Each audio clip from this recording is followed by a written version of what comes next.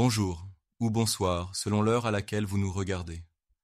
Aujourd'hui, nous vous retrouvons pour décrypter ensemble le tout dernier rapport de mars 2025, fruit d'un partenariat entre l'ONU Femmes et le HCP au Maroc, qui analyse les coûts d'opportunités économiques et sociales liés à la faible autonomisation des femmes rurales. Un rapport dense, parfois inquiétant, souvent révélateur, et qui mérite qu'on s'y attarde sérieusement. Pour en parler, j'ai le plaisir d'accueillir, à distance, en liaison en ligne Zoom IA, un invité dont les analyses sont toujours attendues et écoutées. Adnan Benchakroun, vice-président de l'Alliance des économistes istiklaliens. Monsieur Benchakroun, merci d'avoir répondu à l'invitation de la rédaction de l'ODJ Média. Entrons sans plus tarder dans le vif du sujet avec cette première question. Commençons par dresser un état des lieux. Quelle est aujourd'hui la situation de l'emploi des femmes rurales au Maroc ? Et comment se compare-t-elle à celle des hommes en milieu rural, ou encore à celle des femmes vivant en milieu urbain ? Y a-t-il de vraies disparités ou des formes d'inégalité structurelles à souligner ? Au Maroc, la participation des femmes rurales au marché du travail est significativement plus faible que celle des hommes ruraux et des femmes urbaines. Seulement 18,4% des femmes rurales en âge de travailler sont économiquement actives, selon les données du premier trimestre 2024.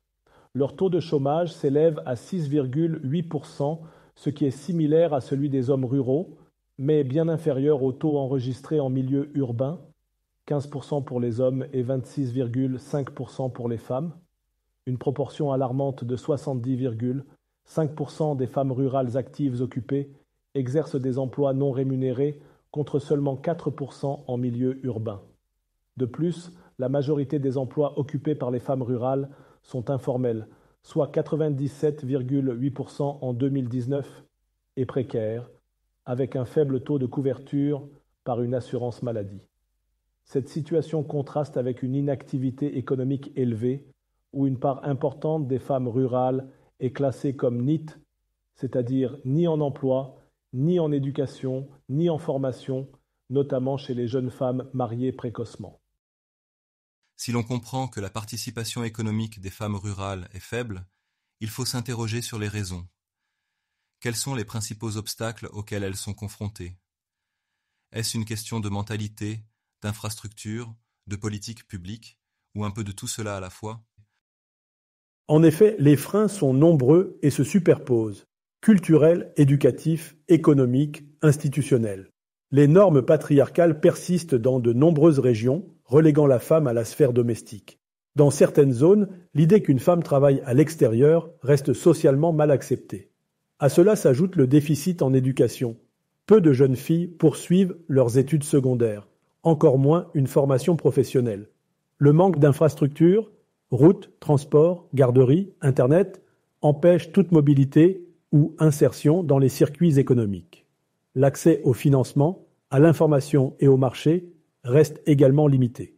L'État a-t-il suffisamment intégré la perspective de genre dans ses politiques rurales et pourquoi les structures de soutien, comme les coopératives ou les centres de formation, restent-elles si peu développées ? Ce sont autant de freins qui appellent des réponses à la fois locales et nationales. Excusez-moi, mais quand on parle d'émancipation ou d'autonomisation économique, on ne peut faire l'impasse sur le rôle des dynamiques familiales. À quel point l'âge au premier mariage et la fécondité influencent-ils l'accès des femmes rurales à l'emploi et à l'indépendance financière ? Et ces facteurs évoluent-ils ? Oui, je vois bien à quoi vous pensez. Le mariage précoce reste une réalité dans les campagnes marocaines, malgré une tendance historique à l'élévation de l'âge au mariage. Depuis l'année 2010, cette courbe s'est inversée en milieu rural, remettant en cause les progrès réalisés. Une jeune fille mariée à 16 ou 17 ans est souvent contrainte d'interrompre sa scolarité et d'assumer immédiatement des responsabilités domestiques. Ce basculement prématuré dans la vie adulte bride ses perspectives économiques.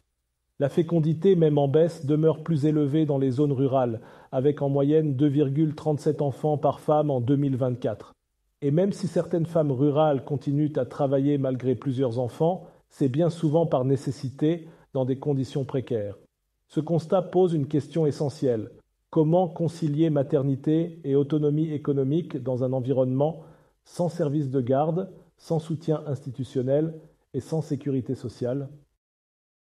Monsieur Ben Chakroun, lorsqu'on évoque les femmes rurales, on pense souvent à des problématiques sociales ou culturelles.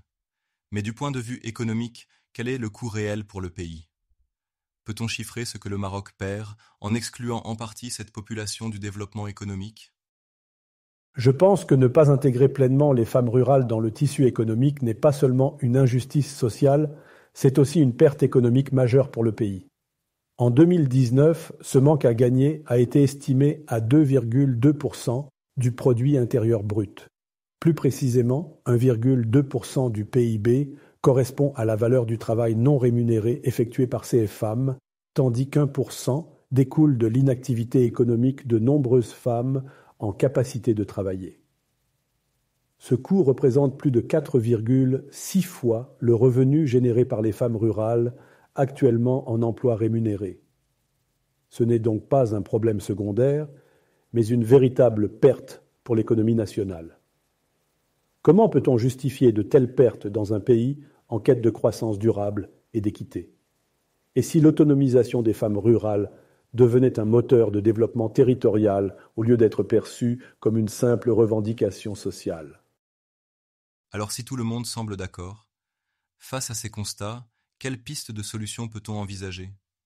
Que devraient faire l'État, les collectivités locales, voire les ONG pour inverser la tendance? Et surtout, par où commencer? Effectivement, il ne suffit plus de faire des constats. Il est temps de penser à des solutions concrètes.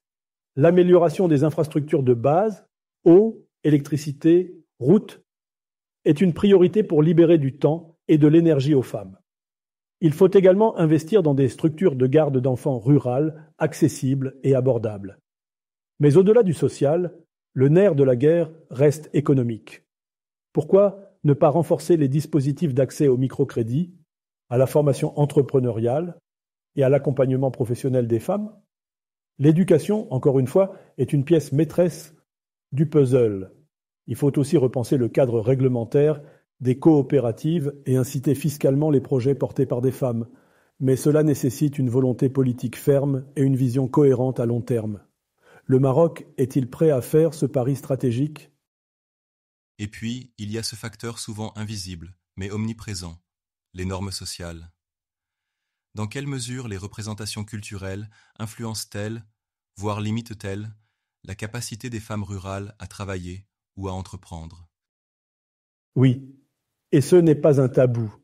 Les normes sociales sont souvent invisibles, mais elles façonnent profondément les comportements. Dans les zones rurales, les rôles genrés sont encore très marqués. Le travail de la femme est souvent assimilé à la sphère privée, non productive, et donc non valorisée. Cela réduit l'ambition scolaire, limite les aspirations professionnelles et restreint l'autonomie décisionnelle. Les filles elles-mêmes finissent par intérioriser ces limitations, d'où un fort taux de femmes jeunes classées NEET. Peut-on vraiment promouvoir l'égalité économique sans déconstruire ces représentations mentales? Quelle place pour la sensibilisation communautaire et l'éducation au droit dans ce chantier? On revient souvent à la question de l'éducation. Est-ce réellement le levier principal de transformation? Comment expliquer qu'en 2025, l'accès des filles rurales à une éducation de qualité reste encore si difficile? Et quel est l'impact de ce retard sur leur avenir professionnel? L'éducation est sans conteste un levier majeur d'émancipation. Plus une femme est instruite, plus elle a de chances d'accéder à un emploi rémunéré, d'échapper à la pauvreté et de prendre des décisions éclairées. Pourtant, dans les zones rurales, l'accès à l'école secondaire reste un privilège et les formations professionnelles sont rarement adaptées aux réalités du terrain. Le système éducatif est-il trop urbano-centré? L'offre de formation tient-elle compte des réalités agricoles, artisanales ou digitales propres aux campagnes? Former les femmes rurales, c'est leur donner les clés d'un avenir économique plus autonome, mais aussi transformer en profondeur les dynamiques de développement local. Et pour finir, Monsieur Ben Chakroun, qu'en est-il des femmes qui ont déjà franchi le pas de l'entrepreneuriat ou qui s'impliquent dans des coopératives? Quels défis spécifiques rencontrent-elles dans leur parcours et que faudrait-il faire pour mieux les accompagner? Malheureusement, les femmes rurales marocaines qui entreprennent sont souvent livrées à elles-mêmes. Les coopératives féminines souffrent d'un manque d'accès au crédit, d'un déficit de structuration interne et d'un isolement géographique qui limite leur accès au marché. Sans formation en gestion ni accompagnement professionnel, beaucoup peinent à assurer leur viabilité. De plus, les produits artisanaux ou agricoles qu'elles proposent peinent à rivaliser avec l'offre industrielle importée. Enfin, le cadre juridique reste flou, voire inadapté à leur réalité. Est-ce que les politiques publiques sont pensées pour inclure réellement ces entrepreneurs rurales? Et quelles passerelles pourraient être construites entre le secteur formel et les initiatives féminines rurales? Ainsi s'achève notre rendez-vous du jour. Merci à Monsieur Ben Chakroun. Merci à vous d'avoir prêté l'oreille, ouvert l'esprit et partagé ce moment d'échange avec nous.